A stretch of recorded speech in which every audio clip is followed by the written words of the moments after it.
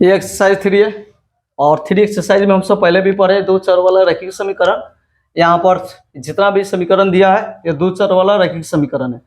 इसका पहचान कैसे करते हैं कि इसमें एक्स वाई है जो क्या है चर है और बाकी जो अंक है जो अक्षर है। इसमें भी ये सब क्या है कि दो चर वाला रैखिक समीकरण है।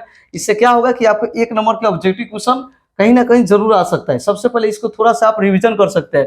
देख सकते हैं कि यहाँ पर जो मान दिया है यह x1 x2 पढ़ते हैं और इसके बाद यहाँ पर C1 होता है। जैसे इसमें कुछ मान नहीं दिया है, यहाँ पर A1 के मान दिया है 1 है और B2 के मान आपको दिया है 3। यहाँ पर देख सकते हैं B1 पढ़ेंगे, इसको B1 के मान -2 है और यहाँ पर ये इसका मान है कि 4 है। B2 के मान 4 है, C1 के मान इसमें नहीं दिया, इसको अगर 0 लेते हैं 0 और यहाँ पर माइनस रखते हैं। अगर इसको हल करते हैं ना और हल से देखते हैं कि क्या ये तीनों आपस में बराबर है, तो तीनों क्या है आपस में बराबर नहीं है। जब बराबर नहीं है ना तो इसको हम इस रूप में लिखा जा सकता है A1 बटा A2 not equal to B1 बटा B2।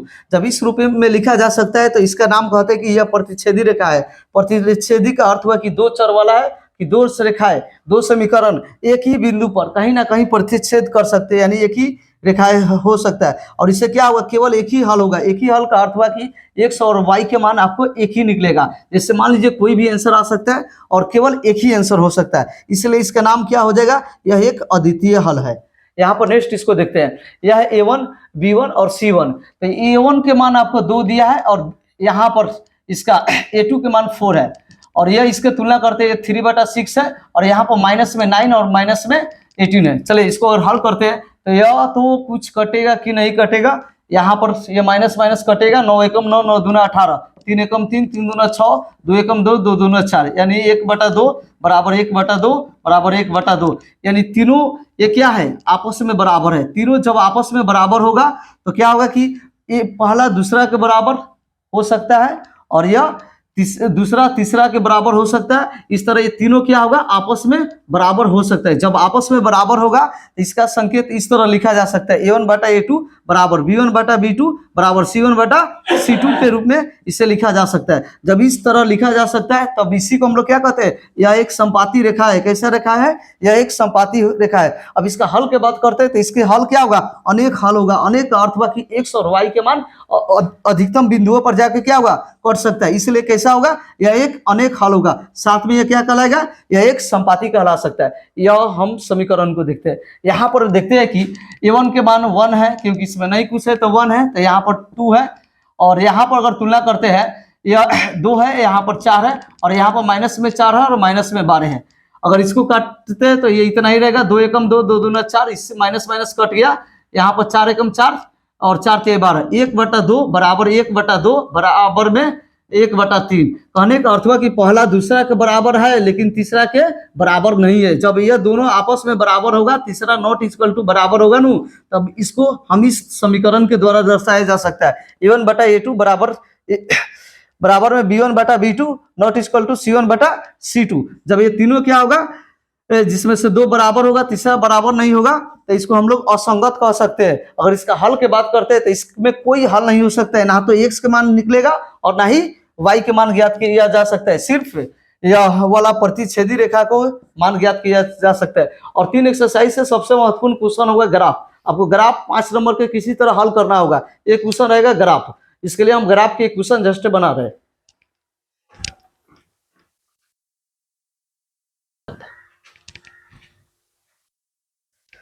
दो चर वाले में से क्वेश्चन तो महत्वपूर्ण रहता है।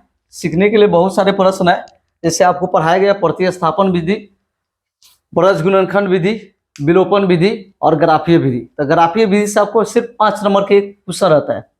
और ऐसा जो क्वेश्चन पूछा जाएगा जो ब्रज गुणनखंड विधि, जो अपने कॉपी से रिवीजन कर सकते हैं, ओनली हम ग्राफ यहाँ पर बना रहे। बाकी जो प्रश्न है जो अपने कॉपी से देख सकते हैं, जो पहले भी आप लोग को पढ़ा दिया गया है। चलिए यहाँ पर एक ग्राफीय विधि को हम लोग हल कैसे करेंगे। सबसे पहले जो यह क्वेश्चन आपको दिया रहेगा कि दो चर वाले रैखिक समीकरण है और दो ये समीकरण के रूप में दिया रहेगा, इसको कहा जा सकता है ग्राफीय विधि से हल करें या इसको आलेखीय विधि से हल करें या इसका आलेख प्राप्त करें। यह क्वेश्चन को हल करने के से पहले जो आपको ग्राफ के पेपर है, मान लीजिए जो भी नंबर है उस नंबर को लिखिए और इसको सोल्व करना है तो इसको सोल्व लिख सकते हैं। और जो ग्राफ के हिंदी वाला पेपर है उस पेपर को हल करिए, जो मेन कॉपी है उस पर हल नहीं कर सकते हैं। जैसे में आपको जो पेपर मिला उस पर लिख सकते हैं 2x माइनस में y इक्वल में 2, इसको समीकरण 1 मानेंगे। दूसरा है आपको 4x माइनस वाई बराबर 8 है, इसको समीकरण 2 मानेंगे। आपको क्या करना है कि समीकरण 1 से 2 दिया है 2x माइनस वाई बराबर 2, ये माइनस है इधर भेजिए, 2x बराबर 2 माइनस आया तो प्लस में हो गया, यानी x बराबर 2 प्लस वाई, और बॉटम में इसको 2 लाना है क्योंकि यह इसका गुना में है और इस रूप में आएगा तो भागा में चला आया। तो x के मान ज्ञात करने के लिए और y को मान ज्ञात करने के लिए यहाँ पर एक सारणी बनाना है जिसका नाम होता है मान सारणी। अगर आप चाहे तो यहाँ पर लिख सकते हैं मान सारणी, और नहीं तो इसको आप सीधे छोड़ सकते हैं, लेकिन इसको ये बॉक्स को बनाना जरूरी है। आप चाहे तो 3 में बना सकते हैं, लेकिन 2 खंड में काफी है। अब यहाँ पर कुछ मान अपने मनों से रखेंगे। जैसे मान लीजिए कि अगर 0 रहते हैं तो 2 में 0 जोड़े तो 2 आया और 2 से विभाजित हो गया, तो कटने के बाद कितना होगा तो 1 प्राप्त होगा। यानी y के मान अगर 0 लेते हैं तो x के मान 1 प्राप्त होगा। उसी तरह एक और मान सोचना है, क्योंकि अगर आसानी से कट जाए, जैसे अब यहाँ पर y के मान हम 2 ले लेते हैं, 2 तो 2 2 4, और जब 2 से भागा देंगे तो x के मान कितना प्राप्त होगा 2 प्राप्त होगा। जस्ट अगर कॉपी के पेज जो पेज है उसके नीचे अगर जगह है तो उसी के नीचे बनाइए, और नहीं तो उसके साइड में आप ऐसा लिख सकते हैं। चलिए 2 समीकरण से लेते हैं। समीकरण यहाँ पर हम 2 लिखेंगे। ये समीकरण है कि 4x माइनस वाई बराबर 8 होता है, ठीक है।